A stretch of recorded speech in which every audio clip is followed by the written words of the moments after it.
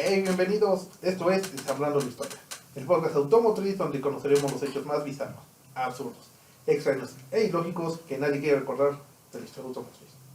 Me acompaña mi buen amigo Enrique Flores, que es ingeniero en todo, excepto por el título. Enrique. Muchas gracias, Andrés.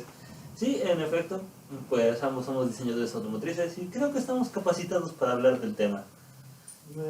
Sí. Sí, en efecto.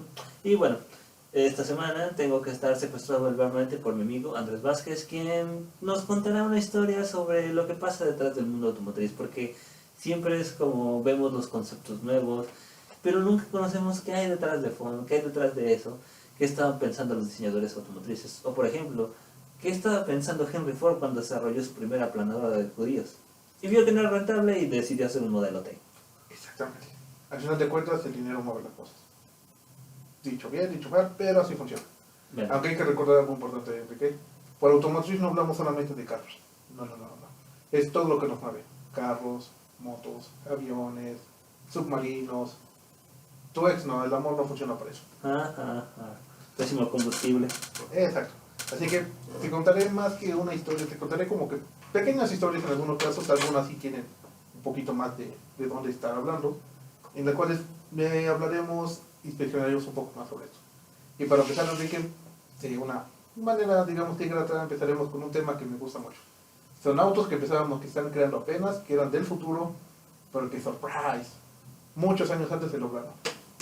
Tal vez el concepto, tal vez la idea, pero hace años ya se estaban haciendo y apenas se está dando esa relevancia. ¿Estás listo para eso? No puedo decir que no, porque yo me escuchaste verbalmente, así que comencemos. Y acostúmbrate, serán varias veces. No. Y comenzaremos. Mira, en el mundo los vehículos son el todo. Son lo que nos mueven, nos dan un estilo, un estatus y siempre son creados con una única finalidad, que es básicamente facilitarle la vida al usuario. En serio, yo pensé que en un inicio era con el fin de aplanar judíos. No, eso ya es un poquito más acá. Ok. Digo, la pena entre judíos ya después. Pero bueno. Y aunque en la realidad se busquen ya crear modelos más desafiantes, ya salirnos de que nos faciliten todo, hacerlos más difíciles, más complicados, más bonitos, más elaborados, por así decirlo, muchos diseños que apenas están llamando innovadores ya existían. Y por eso hoy analizaremos aquellos modelos que nos recuerdan que siempre, que la realidad del rige supera la ficción. Ok. Es un bonito preámbulo, y así que empezaremos con broche de oro, pero una cosa a la vez. Y qué mejor que una vuelta a la vez. Y estamos hablando de las motocicletas. ¿No? Las motocicletas fueron creadas hace más de 100 años. Y aunque existe una gran variedad de modelos, estilos y conceptos, siempre se crearon con una única finalidad: movernos, pero de manera más personal. Lo que hoy en día le llaman el concepto de encapsulamiento, que tú solito, tú tu espacio, tú tus cosas. Bueno, creo que fue un concepto bastante útil después del coronavirus. Sí. Pero las motos era eso. Y el sueño de las motos era hacerlas más rápidas, hacerlas que fueran un poco más llamativas, que pudieras crear un poquito más, volar tu imaginación. Porque al final de cuentas no vas en tu cabinita cerrada. Vas experimentando el aire, vas en tu espacio, y vas más rápido que un auto convencional. Es la fortuna de una moto, te puedes ir metiendo, al final de cuentas. Pero bueno, al final de cuentas siempre se buscó crear modelos más desafiantes.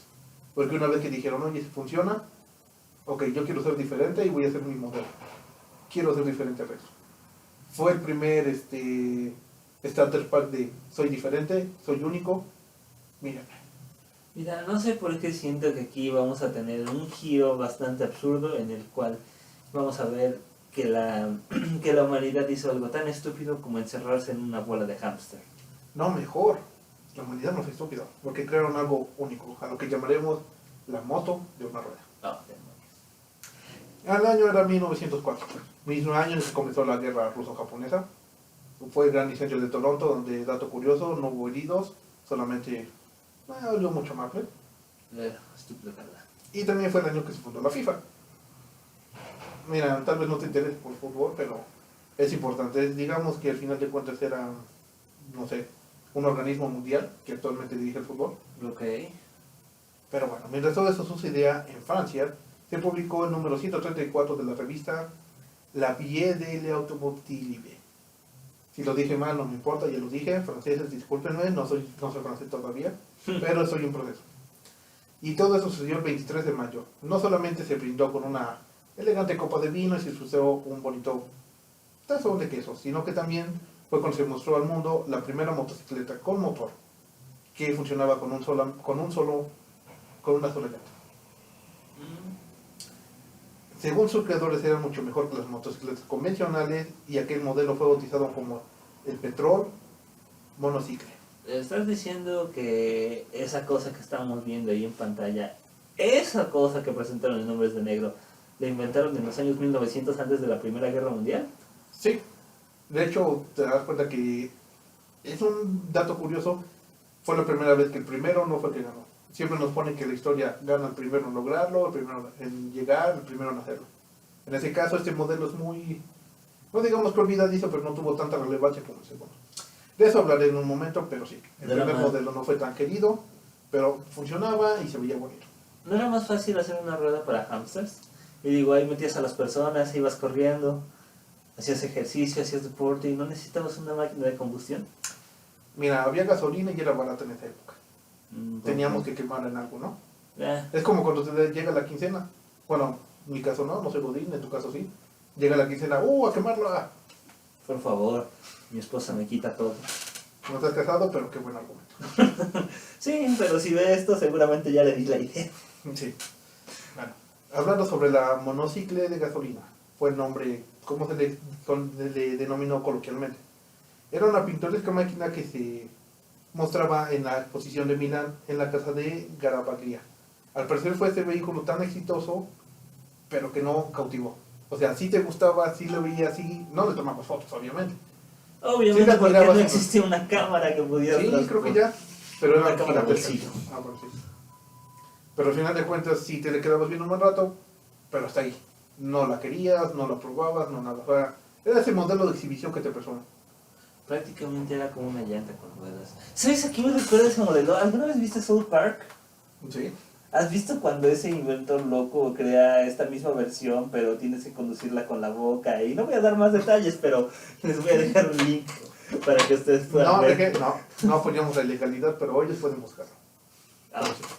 Este era un neumático grande con una llanta equipada internamente con rodamientos de bola, sobre el cual era un asiento fijo que soportaba tanto al conductor como el resto del vehículo. Al final de cuentas era la gravedad hacia el resto. Pero bueno, y de hecho un dato curioso, si se lograron prestar atención, en la parte inferior izquierda hay una pequeña rueda más pequeña, la cual digamos que funcionaba como para emergencias, por decirlo. Evitaba que te partieras el hocico. Sí. En esa pequeña llanta además estaba dentada por un costado y se acoplaba con un piñón al motor. O sea, todo lo era conectado directamente. Sí. No había engranajes como tal, solamente era motor, el piñón y se conectaba. No más. Dime una cosa, ¿tiene control de velocidad o frenos? No, acelerabas y frenas a tu paso. Excelente. Mira, en resumen, el neumático móvil rueda, o como queramos llamarlo, funcionó pues relativamente bien con un motor fijo. O sea, tu asiento era tu motor, era tu volante, era tu todo. Y finalmente, estas personas empezaron a ver que había más potencial. Se puede decir que en la parte inferior aquí me confundí, ahí está. Se empezó por arreglar este diseño. Bueno, empezaron estos arreglos, ciertamente eran divertidos y alegres, pero ese diseño tal que este fantástico aparato funcionó perfectamente. Es decir, en la teoría funcionaba, pero ya a la hora de verlo así como que de manera ordinaria no. Se empezó por implementar algunos comandos de dirección mejorados, trataron de absorber un poco más el sistema de poder, porque el sistema conectado directamente, pero no tenías un control sobre el mismo. O sea, no había como que marcha. Déjame ver si entendí. Ahora en vez de frenar con un pie, podías usar los dos pies para frenar. Sí. Y al final de cuentas tu estabilizador era tú mismo. Sí. Equilibrado o te ibas... Algo así como montar la bicicleta más extraña y difícil del mundo. Pero con motor. Y con la diferencia de que esta vez sí te matabas y te caías. Si bien ese primer prototipo fue ambicioso para su época, no se detuvo ahí. Generó que muchas personas quisieran crear su propio modelo. Digamos que un poquito más a su estilo. Te digo, fue el primero, soy diferente y único, admírenme. Soy el primer, único y diferente de la historia del diseño automotriz. Exactamente. Así que, para ustedes muchos hablaremos un poco sobre el segundo modelo, que es considerado el mejor, y por muchos como el primero. ¿Por qué? Porque fue más popular y de él sí hay como que más pruebas. Pero al final de cuentas fue el segundo, no hay que recalcar eso, no podemos olvidarlo. hay que darle crédito al primero, pero hasta ahí. No fue el más popular. Bueno, sí fue popular cuando lo vieron, pero no llegó más allá. Ujú. Recapitulando, el segundo modelo fue, pues, más bonito. En el año de 1910, el francés Erich Edison Putton diseñó y fabricó su propio prototipo, el que denominó Edison Putton Monowheel. Siento que esa idea es robada. No, Tengo la certeza de que esa idea se la robaron a Tesla. mira, era 1910, creo que no habían nacido esos dos individuos, y aunque el apellido Edison, este Edison era francés. 1910... Sí, ya había nacido. Mi punto es, no eran parientes, este era francés. Pero el apellido les daba como, no sé, creo que el poder estaba en el apellido. Buen punto. Así de, tengo el apellido Edison, tengo que empezar a robar. Eso Pero ya es bueno. de familia. En este te digo, ahí hubo un poco más de datos. Este prototipo retomó la idea del primer modelo utilizando además un motor de 150 cc o centímetros cúbicos que le proporcionaban 3.5 HP o caballos de fuerza. En la actualidad este prototipo se encuentra en el Museo del Auto Technik en Sinsheim, Alemania.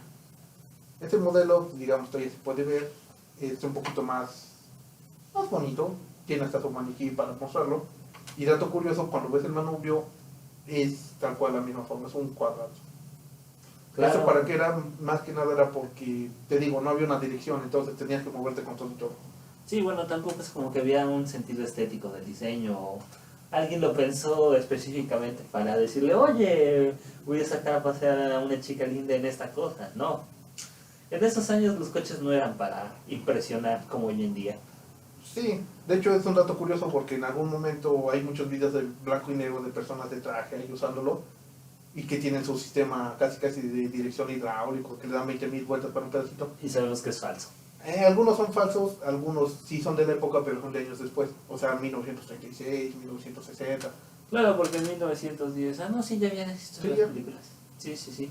Al final de cuentas es como que con el que puedes identificar las primeras, no digamos que fotos fake, pero sí que no son acorde a la época. Es un dato que quería recalcar por cualquier cosa de que digan, oye, es que yo vi uno más antiguo, no, checa ese pequeño detalle. ¿El volante? Sí. No había un sistema de control, digo, ¿para qué? O sea, tú te movías tantito más de lado y te caías y pues ¿para qué necesitabas más dirección? Prácticamente como manejar una bicicleta con las puras piernas. Exactamente. Oh, qué difícil. Pero bueno, ya que se habló de un modelo que muchos soñaban con ver solamente en algunas películas, Men in Black 3 por cierto, hay que decir que no es el único concepto que desafió a la sociedad en aquella época. Tienes un buen punto, o sea, piensa cómo es que esa tendencia influyó hoy en día. Tenemos vehículos más pequeños, tenemos ruedas de hámster para personas. Esa es una historia real. Y sí, algún día vamos a hablar de eso en este podcast. Sí. Hay una tendencia donde las personas se encierran en ruedas gigantes de hámster y no fue tiempo Jurassic Park. ¿Cuál fue? Fue antes. Fue antes. Fue antes. Pero sí. Y en efecto las hemos visto como películas como Jurassic Park. Y hoy prácticamente es una necesidad moverse, solo digo, coronavirus. No quieres que, lo último que quieres es que una persona te tose en la cara Sí. y te contagie. Sí, ya por eso los capsulados lo ven. Pero pues cambiemos un poquito la temática. Otro gran paso en la industria que se dio lugar hace muchos años antes fue el auto eléctrico. Oh. Que si bien es una corriente que nos muestra que en ocasiones el petróleo es un gran aliado a la hora de convencer a las masas. Esta es una disputa tipo Edison, Tesla, que dato curioso, Tesla, que diga Edison sí está involucrado de cierto modo, Oh, maldita sea. pero que al final de cuentas nos fuimos por influencia de otro país. Porque sí, tenía su gente, tenía todo, pero al final otro llegó diciéndome, mira, este es mejor, y le creímos y está ahí. ¿Te das cuenta que tienes razón? El apellido Edison hace que te robes algo. Por lo menos en este podcast ya se robó protagonismo. Lo hemos mencionado en 2 modelos. Y lo peor es que como tal no lo tengo en el guión, realmente solamente como que nota y mira. Ah, ¿ves? Pero Edison bueno. robando tu protagonismo. Hasta eso te robas, Edison. Tal y como ocurre con cualquier tecnología que hoy en día damos por sentada, el coche eléctrico ha pasado por muchas fases, hasta llegar a lo que se le conoce como hoy en día, como un gran avance, un adelanto, lo demás. En ocasiones nos vamos a remontar al pasado, concretamente, y nada menos que la década de los 1800, para ver cómo empezó todo ese ambiente de los autos eléctricos. Los coches eléctricos a lo largo de la historia han pasado por diferentes dificultades, y aunque te puede sorprender en el pasado hubo una época en la que hubo muy buena parte de automóviles eléctricos, y que hoy en día solo representan el muy poco. Dato curioso, En la actualidad solamente representan el 0.9% de ventas de coches en toda Europa. Y eso que es el lugar que te da incentivos, precio y facilidades para tenerlos. Buen punto. Imagínate aquí en México. Por favor. Aquí en México no existen coches eléctricos porque aún somos incivilizados. No, sí existen, pero digamos que en la Buenos Aires como que las piezas de autos eléctricos no salen muy rentables. Un saludo a Tepito. Siento que también va a desvalifar este podcast. Pues mira, ya está desvalijándose el protagonismo también. Pero bueno, estamos hablando por supuesto de una época en la que todavía nadie tenía mucha idea sobre qué eran los vehículos a gasolina y que solo lo veíamos como un vehículo para desplazarnos, no más. Y por cierto, el diésel también está involucrado. No tanto, pero siguen ahí. Mira, el diésel es como el hermanito chiquito que nadie quiere, pero siempre va a estar ahí. No toma protagonismo, pero está ahí. Bien, diésel, tú muy bien. Para que tengamos una idea, a comienzos de los años de los 1900, el 38% de los automóviles funcionaba con electricidad, el 40% lo hacían a vapor y el 22% restante lo hacían con gasolina. Bueno, eso es muy fácil porque ten en cuenta que solo había 100 automóviles. Por eso es un control muy preciso, Enrique. Solo había 100 automóviles, de esos 33 eran eléctricos, No, 38. 38 eran eléctricos. Pero sí, el primer vehículo eléctrico nació en la tercera década del siglo XIX. Es decir, entre los para más específico, entre 1830 y 1840. ¿Tanto así? Sí. Aunque nunca se habló precisamente así bien sobre el respecto, o sea, no se hizo un buen estudio, digamos que no se sacó bien la información, se puede decir que nació entre el año 1936 o el 38. En mi caso yo voto que por el 38, pero te digo que. En cualquier caso no hay duda que el creador de estos vehículos fue Robert Anderson, un empresario escocés que le dio vida al concepto de los vehículos alimentados con electricidad. Aunque dependiendo de quién le consultes, veremos que algunos sitios dicen que Anderson fue conocido como el inventor del coche eléctrico, pero en aquella época los habitantes de las ciudades en Estados Unidos empezaron a ver a los vehículos de vapor como lo principal y lo que tenía que ser. Espera. ¿Dijiste que era irlandés? Sí. Ese secreto me decepciona. En vez de ser visionario y pensar en un coche que funcione con alcohol, con whisky o con cerveza, güey. ¿Y te imaginas lo práctico? Solo piénsalo si ese irlandés, en vez de decir, oye, como que la energía eléctrica me llama la atención. No, ni madres, como que el whisky me llama la atención. Vamos a llenar un coche, vamos a hacer uno que funcione con whisky. Vas a la peda y te quedas a mitad de coche. Te quedas a mitad de camino porque se te acabó la gasolina, sacas una botella, se la vacías al coche y listo, problema resuelto, llegas bien a la peda y todavía te sobró alcohol. O imagínate esto, estás en la peda y se te acabó el alcohol, güey, qué tragedia. Vas a tu coche y sacas tantito del depósito de combustible, problema resuelto, güey, este pinche irlandés la cagó. Pero al final de cuentas hizo sus aportes, ¿no? Y luego tengo una anécdota que hacer funcionar vehículos con alcohol, sí es posible. Pero bueno, eso después saldrá para otro día. Déjame adivinar, tiene que ver con los nazis y el bocho. Sí, eso es otra parte. Pero bueno, al final de cuentas no terminó de despegar su idea porque los coches a caballo también estaban tomando, no digamos que protagonismo, pero sí, todavía eran importantes. Cuando mencionaste coches a caballos me imaginé a un coche siendo manejado por Bojack Horseman. Oye, y manejamos Tesla, qué buena onda. Ya. Pero bueno. Y al final de cuentas, Robert Anderson puso en jaque al sector del transporte al crear el primer vehículo eléctrico de la historia. Vaya. Dada la época en la que nació este invento, podemos decir que el origen no digamos que el origen como tal, sino el origen de un vehículo que funciona con electricidad está debatido. Sí. Ya que un vehículo a gran escala que se podía transportar a una persona y digamos que funcional fue en 1836 con Anderson. Pero el concepto como tal y carros más pequeños diseñados para solo una persona como demostración ya eran posibles moverlos desde el año 1828. ¿Ahora entiendes por qué? Porque yo digo que tuvieron que pasar 10 años exactamente para que fuera ese logro. Por eso yo digo que es el 38, pero bueno. En el 28 ya se logró hacer ese concepto funcional. Era algo así como... ¿Cómo se llaman estas? Como una olla como una caldera con... No, más fácil todavía el concepto. ¿Cómo? Era como una avalancha que Ah, funcionaba con electricidad y ya. ya. O sea, era muy simple el concepto. Y este modelo fue desarrollado por el señor Anios Jelic, que dato curioso, era un sacerdote que no violaba niños. Ah, sí. No, para eso tiene el respaldo de toda Hungría. Ok. Porque Interesante. Si te preguntas por qué, Hungría lo reconoce como el primer inventor del concepto de electricidad en un vehículo y le hicieron una bonita postal. ¿Qué tan mal tiene que estar Hungría para que... No, es un gran logro. Dime cuántas postales tiene tu cara. buen punto.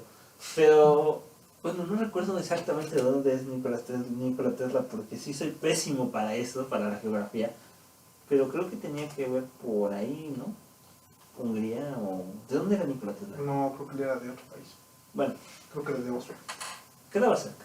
Bueno, el punto es que por esa zona, ¿no? Sí. Pero bueno, Hungría lo respaldó mucho en esa parte ya que lo considera como el verdadero creador del primer motor eléctrico en un vehículo.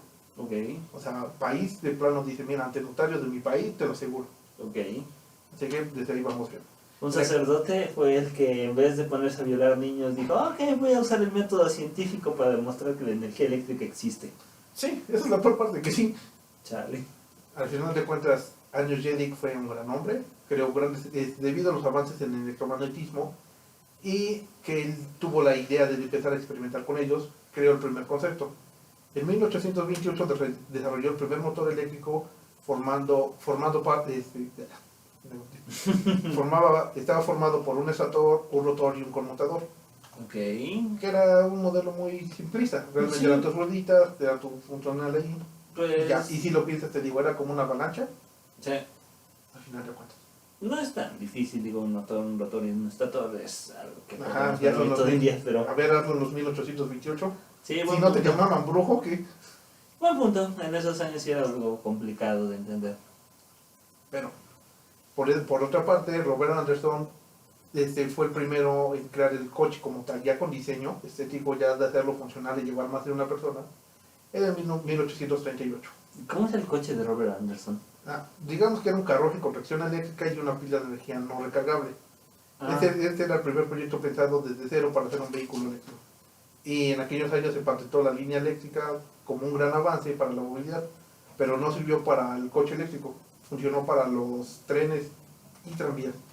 Básicamente, él quería que el concepto de los tranvías, de los trenes eléctricos, por así decirlo, Ujú. fuera conectado también con los carros. O sea, prácticamente este señor pensaba en hacer un auto, un tren eléctrico. No, él veía que era... O Ya no estaban trabajando más, pero él dijo, no, algo más personal, más pequeño. Ya. Y su idea era que todo estuviera conectado, que quiere decir que hubiera un sistema de comunicación entre transportes. Ya, Que ya. tuvieras tu vehículo, pero podías usar la misma vía el tren, el tranvía, que tú podías irlo cambiando y usando lo mismo. Pero hubo un problema de logística, dijeron es mucho dinero, no queremos invertir, pum, se acabó. Buen punto. Y nuevamente haremos un pequeño paréntesis para nuevamente hablar más de una persona favorita en este podcast que sabemos que queremos mucho. Edison. Da. Es un dato curioso que quiero mencionar, porque sé que no va a haber otra oportunidad. Cuando estaba trabajando Edison con Ford, querían hacer un vehículo eléctrico. Claro, como Ford quiere hacer siempre vehículos. Quería hacer dinero, al final de cuentas. Todos Bueno, no sabemos- dinero, sino que todo el mundo tuviera un carro y que él cobrara por él. Todos sabemos que Ford crea vehículos con gasolina, pero me imagino que aquí vamos a ver el por qué Ford empezó a crear vehículos con gasolina más que eléctricos. Mira, era muy buen amigo de Edison, Eso no. eran bien así valedores. Y le dijo, oye, pues, estoy interesado en hacer un vehículo eléctrico, ¿por qué no te rifas haciendo una pila, hacerlo? Pero Edison era tan mal inventor, tan malo robando, que no pudo robárselo a este sacerdote, que terminó haciendo un modelo con una batería muy mala, que no aguantaba nada, y que diga, Ford dijo, ¿sabes qué? Muy mi amigo, pero no sirve para esto, me dedico a la gasolina. A ver, déjame ver si entendí esto. Edison hacía pilas Samsung. Mira, hizo lo peor y gracias por ti. Si Samsung en algún momento volteó a ver los vecinos, oye, tal vez un patrocinio aquí, lo acabamos de perder, no sé qué, pero gracias. No es mi culpa, todos se acuerdan de esa época donde un Samsung explotaba por la batería, pero no quiero decir nada. Pero sí, en esas épocas todos sabemos que Edison solo se dedicaba a robar inventos. Sí, y esa vez falló tanto probando que dijo, no, esa vez yo me la rifo y falló. Como Y siempre. por eso le empezó a tirar mal hacia la corriente de ese tipo en autos. Gracias. Y desde eso los vehículos empezaron a hacer con gasolina, Ford los hizo baratos, todo el mundo lo hizo popular y por eso es que actualmente tenemos mucho auto no eléctrico, puro de gasolina. Estás diciéndome que prácticamente por la incompetencia de un sujeto que la mayoría de personas adoran, ahora los autos que podrían ser eléctricos y estarían salvando el planeta estuvieron empezando a contaminar el mundo gracias a Sí. este inútil. Sí, Gracias, Edison. Muchas gracias. muchas gracias. Pero mira, como hemos dicho, nos está robando mucho protagonismo en este capítulo, así que continuamos. Mira, la ventaja es que hoy en día hay empresas como Tesla que se dedican a hacer coches eléctricos y pues prácticamente ahora ya hay una conciencia un poco más sociable. Y también me imagino que en esos años, digo, eran los 1800, los 1900, principios de los 1900, no creo que podrías llegar y cargar tu coche eléctrico en la casa de alguien. No, pero se buscaba que fuera a comprar tu batería. Ah, Como genial. llegar a la tiendita y, a ver, me da unos cigarros, unos chicles de tabaco, ese licor de víbora, y una pila para el carro, por favor. No manches. Eran esos años, así que sí era posible llegar a la tienda y pedir todo. Todavía tortugas, no había plástico que matara el planeta. Sí, ahí todo era cero y más bonito. Hubiéramos acabado con el planeta unos 200 años antes. Sí. Pero continuemos un poquito. Ujú. Si bien estos vehículos planeaban cambiar el mundo de un modo más fácil de movernos día a día, algunos otros vehículos fueron pensados con la finalidad de no movernos, sino de invadir y conquistar a otros países. Chao. Este fue el caso de los llamados Wunderwaffen, Genial. que sí, en algún momento les vamos a hacer un capítulo exclusivamente de ellos porque honestamente son geniales. De hecho, en Alemania les hicieron cómics para promocionarlos. Sí, tenían una visión muy futurista de cómo era tal vez el desarrollo científico y tecnológico, aunque un poquito mal aplicado. Mira, como tal se puede definir que los Wunderwaffen eran armas milagrosas creadas por los nazis al final del conflicto. Si bien hablamos de que todos ellos eran conceptos o que en la teoría funcionaban, no todo fue muy funcional, muy renovador, no fue muy actualizado, por así decirlo, a su época. Ellos buscaban solamente crear algo diferente y algo que le hiciera ganar la guerra. Pues prácticamente sí, porque los nazis tenían un misticismo enfocado, pero no puedes negar que sí tenían tecnología bastante avanzada para su época y esa tecnología, pues gracias a ella, tenemos los aparatos que tenemos ahora, tenemos computadoras, partimos un átomo, Bueno, la computadora se la doy más a Turing, pero sí. bueno, pero si los nazis no hubieran hecho todo un cagadero como lo hicimos, como lo hicieron, nunca hubieran reclutado a Alan Turing y Turing nunca hubiera desarrollado el código Enigma. Así que técnicamente no tendríamos una computadora gracias a todo el cagadero que hicieron los nazis. Sí. Pero dentro de lo que cabe, hablaremos específicamente sobre un vehículo en especial. El Sí, botón. los Wunderwaffen son muy bonitos, muy interesantes. De hecho, como te digo, para publicarlos hicieron cómics donde ponían cómo funcionaba, como todo. Pero en calidad en teoría. No se tenían tantas respuestas y es un conflicto social actualmente todavía. Porque dicen, sí los crearon, sí funcionaron, pero de eso hablaremos en un momento. Y hablaremos ahora solamente de uno en especial porque honestamente tenía que estar aquí. ¿El bocho? No, mejor. Digamos que este vehículo funcionó, renovó y actualizó el concepto de objeto volador no identificado en la cultura popular. Ok. Estamos hablando del T-Cloud La o campana. la campana, la legendaria campana nazi. Oh, demonios. Sí. A finales de la Segunda Guerra Mundial se le atribuyó al Tercer Reich la invención de un platillo volador que recorría los cielos y muchos pilotos habían asegurado haber visto. Era un dato curioso porque eran de diferentes países los pilotos. Había estadounidenses, había ingleses, había japoneses y todos decían que en algún momento, no precisamente en un lugar, sino que en varios puntos, habían visto un objeto volador extraño con ciertas características que muy similares. No sé por qué me imagino la cara del primer piloto americano o inglés que dijo, ok, control, estamos sobrevolando. ¿Qué es eso? No es un avión. ¿Qué demonios es eso? No, es que el modelo era muy raro. Realmente no tenía hélices, no. Era muy extraño. Sí, o sea, ya de por sí, para esos años entender que algo volara y no fuera un pájaro, ya de era por muy- sí causaba estragos en la población. Y luego imagínate para un piloto que conoce un avión y dice, güey, estoy viendo una campana volando, ¿qué me dieron en la comida? Mira, sabemos que en esa época muchas drogas se perfeccionaron porque los pilotos tenían que ir bien. Sí. Además eran de esas épocas. Era de, miren, soldados, tenemos un avión experimental, así que tomen un whisky, suban. Aquel que regrese ganará una cena gratis. Y si la esposa y si mueres, su esposa recibirá el platillo de mar y tierra en su honor. Así Pero, era. sí, pero o sea, lo que voy es, ya de por sí es difícil que en esas épocas te imaginaras algo tan, por ejemplo, algo tan común que hoy sería en nuestros días, por ejemplo, un teléfono celular. Sí. Ya de por sí, con un concepto como el avión, que sabían cómo funcionaba, era difícil de entender. Ahora imagínate la cara de un piloto que veía una campana voladora. Y vaya que raro. De hecho, esa información la basé en la historia que escribió el periodista Igor Kikowski. Ah, ya. Él publicó un libro llamado Pragda o Wunderwaffe, donde él afirmó que tenía un contacto con la inteligencia inglesa que le había facilitado cierta información. Y en específico, en una base secreta llamada Rice, que estaba ubicada junto a la mina de Wenceslao en Sudesto, que era aproximadamente cerca de la frontera checa. Se supone que todo esto era extraoficial, se lo habían pasado, le había estado investigando tanta información, viendo alguna que otra cosita, pero todo era extraoficial. Ningún gobierno lo confirmó, no había pruebas relevantes, solamente lo que él veía. O sea, pudo ver en ese momento que dijo, esto es fake y se fue, o lo que hizo que fue quedarse, investigar y tomar notas de todo lo que pudo. Como sea, el punto fue que Witowski citó a aquel lugar una extraña estructura con una forma de campana de aproximadamente 4,5 metros de altura, con una anchura de 2,5 metros, que de hecho estaba hecho de un metal duro y pesado. ¿No sabemos nada del material? No, se supone que era más pesado que el acero. O sea, él sí reconocería cuál es el acero, pero se dice que era mucho más pesado y muy, muy duro. Ok. Tal vez era un concepto de titanio o algo así, pero era extraño hasta para la época, que ya estaban trabajando con todo. Además de que estaba recubierto con cerámica. Ok. Este último ahorita lo tendrá cierta importancia, pero bueno. Sí, tiene... Yo me imagino que tiene algo que ver. No me imagino a los nazis recubren una estructura metálica con cerámica solo porque Mira, sí. los huicholes que le ponen cosas, le ponen adornitos nomás porque sí. Bueno. Pero ahí es cuestión de gustos porque se ve bonito. Sí, pero son los nazis, según no le ponen cerámica porque se vea bonito. O Bueno, porque vaya a salir un reloj cucú. Bueno, dentro tenía 2 cilindros giratorios llenos de un fluido color violeta, con una consistencia similar al del mercurio, o sea, así muy ¿Viscoso? viscoso.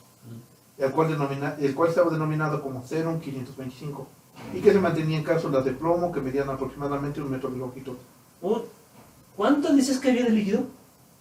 Mucho. Estaban en cilindros de 1 metro de longitud. No, pero, o sea, de 1 metro de diámetro. Sí. Por 1 metro de alto. Más o menos sí. No, pero digo, ¿cuál era el espesor de esos cilindros de plomo? Se supone que la longitud como tal era 1 metro. No, sí, pero el espesor de esos cilindros de plomo. Ni idea. Bueno. Pero hay que tomar en cuenta que no tenía que ser tan grueso porque al final de cuentas hacía reacción. Eso ahorita te explico cómo era el concepto que funcionaba. Sí, bueno, pero cuando metes algo en plomo ya estás hablando de que es radioactivo. Eso es seguro. Mira, no sabemos de qué es el Serum 525, pero yo digo que sí. Ok. El periodista también explicó que el objetivo del D-Globe era generar propulsión antigravitatoria, que bueno, se puede, de hecho todas las vibraciones que se encuentran siempre tienen una cadena o algo que le está sujetando, Ok. porque al funcionar se activa y no había forma de pararlo. Y una vez que estuviera funcionando provocaba efectos mortales sobre los seres vivos en un radio aproximado de 150 metros. ¿What? Sí. A ver. O sea que no solo era de que la campana podía volar sin hélices, sin turbinas. O sea que también podía matar todo lo que se pusiera debajo de ella. Sí. Verás, los cilindros de la campana giraban con respecto a sentidos contrarios, generando un vórtice que originaría una separación de campos magnéticos de los superconductores utilizados. Empezaba a girar, de hecho, vamos a agregar una imagen más, en la cual es el concepto. Se supone que empezaba a girar en una dirección, mientras el rotor giraba en otra dirección para que hiciera un movimiento constante, anulando, en teoría, el concepto de gravedad y se podía elevar. Okay. Y el producto del serum es lo que se considera es que iba soltando el material. O sea, no como tal así de carrera, sino que se calentaba, por eso el recubierto de cerámico, Sí, me imaginaba. y todo lo que iba soltando iba matando. Okay. Entonces era como que era un avión kamikaze sin piloto. O sea, a donde iba matando todo lo que iba a su paso, y con el mismo movimiento iba soltando el material peligroso, iba funcionando y al final, hasta que se quedara sin combustible, por así llamarlo, porque no sabemos qué era, iba a ¿Y detenerse. esa cosa caía en algún lado o cómo la rescataban? No se sabe. No hay pruebas de que hayan encontrado uno así de, mira, estoy aquí en mi casa y yo, mira, acabo de rascar y encontré uno de esos. No hay datos. Interesante. Pues te digo, sí encontraron el modelo ahí, pero nunca se encontró como que un vehículo por ahí tirado o algo así, ¿no? No había datos Y las cadenas eran para que no se les para que no se los escapara. perdieran porque, mira, una vez que encendías, a ver, va, agárralo, ya se fue. Chale, ahora como digo el Führer que se me escapó. No sé por qué me imaginé así a Himmler, así de, muy bien, ¿cómo están las campanas, Hans? Olvidaste las cadenas, ¿verdad, Hans? Ok, tendré que decirle al Führer que necesitaría un reemplazo para Hans. Lo vamos a extrañar, que va bien a esos judíos, y también sabía hacer un buen strudel. Pero sí, era, digamos que momentos conflictivos. Bastante. Pero bueno, al final el proyecto impulsado por la SDS se desarrolló entre noviembre de 1941 y abril de 1945. Y bueno, aquí es donde empieza la parte difícil, porque es donde rompo los sueños y esperanzas a todos. Esta información fue descrita por un militar, fue todo, la información que se consiguió fue dada por militares cuando tomaron el lugar. Así que, a saber eso, quiere decir que no lo hizo un científico. Todo lo que acabo de decir era como que lo que se veía y ya. No se sabe ciertamente si había un material adicional, si lo que estaba ahí era peligroso. No sabemos si había algún aditamento que hiciera como que el efecto de función. A ver, déjame ver. Es como si hubieras enviado a Patti Navidad a la empresa Tesla, por ejemplo, y Tesla le empezara a hablar sobre los satélites que van a usar para enviarnos red internet wifi a todo el mundo gratis. Sí. Pero mira, el Patti Navidad es un caso grave. O sea, un militar sí te dice, mira, los cilindros eran de plomo, 1 metro de diámetro. La estructura medía 4 metros y medio por 2. Ok.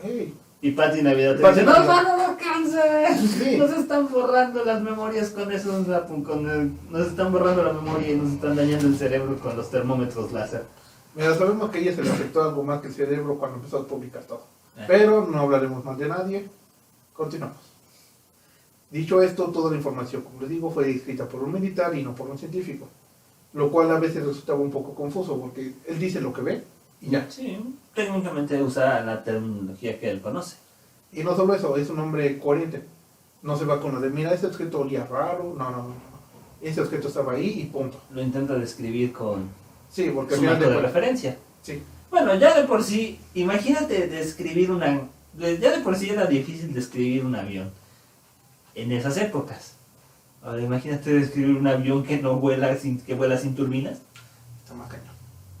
Y bueno, también además había otro problema, que ante la inminente llegada del enemigo, se supone, o los datos que tiene, es que se ordenó ejecutar a todo lo relacionado con los proyectos de los Wunderwaffen, y a su vez empezar a eliminar datos que los incriminaran o que, ¿cómo decirlo? Sí, y prácticamente. relevaran más cosas. Prácticamente empezaron a destruir reportes, informes, instructivos y demás, y buena parte del equipo fue abandonado o destruido, por lo cual mucha información se perdió. Y si bien, como te digo, sí lo vieron, sí todo, no se sabe totalmente cómo funcionaba. No se sabe si se le echaba un catalizador adicional, si iba alguien adentro, o como dices, ¿qué tal si Heinz descubrió la forma para mejorar no sé, las salchichas y se perdió porque se fue en una campana? Jamás lo sabremos, se perdió. Buen punto, buen punto. Sí, bueno, o sea, estoy consciente que se perdió mucha información de posible tecnología que tal vez si hubiera sido con otro enfoque y no tanto hacia uno de los judíos, pudo haber mejorado la vida y la manera en la que percibimos este mundo, pero no. Al final de cuentas solo recordamos que nosotros mismos nos matamos, nos hacemos daño y nos ponemos el pie, porque toda esta tecnología se puede ocupar para bien, para mal, y como lo vimos, por ejemplo, Para conquistar el mundo. para conquistar el mundo. No, sí, pero no. Por ejemplo, con el auto eléctrico que vimos eso, nos dejamos influenciar de cierto modo y mucha tecnología se pierde o no se le da el uso hasta mucho después. No se le da el seguimiento hacia la investigación No se le adecuada. invierte. Ujú. Así que con así ya sabes a dónde invertir. Eso es ofensivo. Oye, Yo era becario con así. Mira, yo nunca fui becario con ACID, pero estuve viendo un poco sus informes y me decepciona que inviertan más cosas en lo social que en lo práctico. Mira, después de que ves que hay más estudios científicos que describen por qué es que tu año de nacimiento hace que seas más o menos zorra, sí, estudios reales, Y no estudios que digan, oye, vamos a tratar de curar el cáncer. Sí, eso no está Sí, afectando a la como que- comunidad. Y con esa triste noticia y un dato más, que si tu novia nació en noviembre, el 14 de febrero, nos despedimos. Gracias por escucharnos y bueno, esperamos vernos muy pronto. Síganos en todas nuestras redes, estamos como Ensamblando la Historia, Twitter @ensamblandoh, Instagram Ensamblando la Historia, sin espacios. Enrique, ¿algo quieres agregar? No, gracias. No quiero que me busquen en ninguna red social. Enrique Flores, otro que tiene Facebook y ya. Gracias y nos saludamos a la próxima. Dios.